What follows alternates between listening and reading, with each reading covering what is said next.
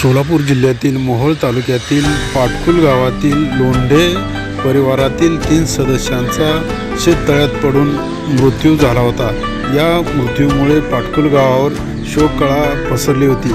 या मृत्यूमुळे सर्व स्तरातून हळहळ व्यक्त करण्यात येत होती। या घटनेची तात्काळ दखल घेत शिवसेना शिंदे गटाचे जिल्हा प्रमुख चरणराज चौरे यांनी तात्काळ या कुटुंबाची सांत्वनपर भेट घेत या कुटुंबाला आर्थिक मदत देण्याचं काम केलेलं आहे। त्यांनी या कुटुंबाची भेट घेत तात्काळ 50,000ची रोख मदत या कुटुंबाला देऊन त्यांनी या कुटुंबाला मोठा आधार देण्याचं काम केलेलं आहे।